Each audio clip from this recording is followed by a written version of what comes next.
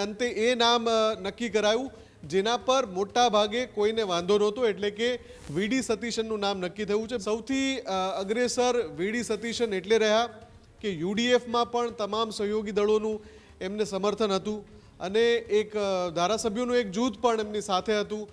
લાંબી ગડમથલ પછી એ નક્કી થયું કે જો કેસી વેણુગોપાલને કેરળમના મુખ્યમંત્રી બનાવાય તો એ મહાસચિવ પદ પણ ખાલી પડે, કેમ કે કેસી વેણુગોપાલ કોંગ્રેસની થિંક ટેન્ક ગણાય છે. લગાતાર બેઠકો પછી કેરળમમાં પણ સ્થાનિક સ્તરે એક વિરોધનો જુવાળ ઊભો થયો હતો અને એ વિરોધ હતો કેસી વેણુગોપાલના નામ સાથે. પ્રજાનો જો મત જોવામાં આવે તો ઘણી બધી જગ્યાએ લોકોએ ધરણા પ્રદર્શન કર્યા હતા વીડી સતીશનના નામના સમર્થનમાં. કેરળમાં લાંબી ગડમથલ બાદ વીડી સતીશનું નામ નક્કી. લાંબી ચર્ચાઓ અને મથામણ બાદ કેરળમાં કોંગ્રેસે મુખ્યમંત્રીનું નામ નક્કી કર્યું છે. 6 વાર ધારાસભ્ય બની ચૂક્યા છે વીડી સતીશન. નામોની ખેંચતાણ દરમિયાન કેસીનો વિરોધ થયો હતો. ત્યારે જ ન્યૂઝરૂમ ગુજરાતની યુટ્યુબ ચેનલને સબસ્ક્રાઇબ કરો અને ઇન્સ્ટાગ્રામ અને ફેસબુક પર ફોલો કરો.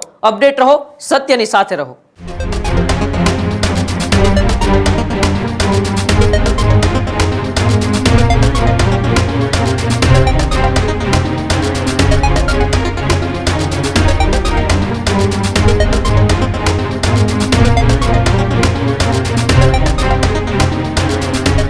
કેરળમની અંદર અંતે કોંગ્રેસે હવે મુખ્યમંત્રીના નામ ઉપર મહોર મારી છે. જી હા, લાંબી ચર્ચાઓ અને મથામણ બાદ કેરળમમાં કોંગ્રેસે મુખ્યમંત્રીનું નામ નક્કી કર્યું છે. કેરળમમાં લાંબી ગડમથલ બાદ વીડી સતીશનું નામ નક્કી. લાંબી ખેંચતાણ બાદ કેસી વેણુગોપાલનું પત્તું કપાયું. 6 વાર ધારાસભ્ય બની ચૂક્યા છે વીડી સતીશન. યુડીએફના સહયોગી દળો પણ સતીશન સાથે છે. નામોની ખેંચતાણ દરમિયાન કેસીનો વિરોધ થયો હતો. કેરળમાં અનેક જગ્યાએ વેણુગોપાલના નામ સામે નારાજગી હતી. જો કે મોટાભાગના ધારાસભ્યોનું વેણુગોપાલને સમર્થન પણ હતું. ત્યારે હવે આખરે વીડી સતીશન પર ના નામ પર મહોર એ કોંગ્રેસના હાઈકમાન્ડે મારી છે. ત્યારે કોંગ્રેસની અંદર કેરળમની સરકાર બની છે. ત્યારે સરકાર બન્યાના કેટલાય દિવસો બાદ હવે મુખ્યમંત્રીનું નામ નક્કી થયું છે, કારણ કે 2 દિગ્ગજ નેતાઓ વચ્ચે મુખ્યમંત્રીના પદ માટે ખેંચતાણ ચાલતી હતી. એક વીડી સતીશન જેવો એક ખૂબ સિનિયર નેતા છે, 6 વખત ધારાસભ્ય રહી ચૂક્યા છે. બીજા કેસી વેણુગોપાલ જેવો રાહુલ ગાંધીના પણ નજીકના ગણાય છે. આ બંને નેતાઓ વચ્ચે મુખ્યમંત્રી પદ માટે ખેંચતાણ હતી, પરંતુ આખરે હવે વીડી સતીશનના નામ ઉપર મહોર મારી છે. ત્યારે વધુ માહિતી માટે ન્યૂઝરૂમથી મુફદ્દલ જોડાયેલા છે. મુફદ્દલ, કેરળમાં લાંબી ખેંચતાણ બાદ મુખ્યમંત્રીના નામ ઉપર વીડી સતીશનના નામ ઉપર મહોર મારી દેવામાં આવી છે. બિલકુલ ઉમંગ, બહુ જ લાંબા સમય સુધી બેઠકોનો દોર ચાલ્યો, કેમ કે 3 નેતા એવા હતા. એક તો કેન્દ્રીય જે નેતૃત્વ છે એના નજીકના નેતા એટલે કે કેસી વેણુગોપાલ, અને બીજા જે નેતા હતા એ કેરળમ કોંગ્રેસના દિગ્ગજ નેતા હતા, જેમણે અત્યાર સુધી કેરળમમાં વિપક્ષના નેતા, તેજ તર્રાર નેતા તરીકે નામના મેળવી હતી. એવા વીડી સતીશનનું નામ સૌથી આગળ ચાલી રહ્યું હતું.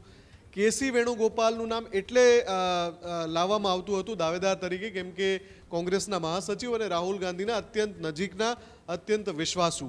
પણ જ્યારે આ સમાચાર સતત ચાલતા હતા કે ભાઈ આ બેઠક થઈ, નામ નક્કી ન થયું, આ બેઠક થઈ, નામ નક્કી ન થયું, લગાતાર બેઠકો પછી કેરળમમાં પણ સ્થાનિક સ્તરે એક વિરોધનો જુવાળ ઊભો થયો હતો અને એ વિરોધ હતો કેસી વેણુગોપાલના નામ સાથે.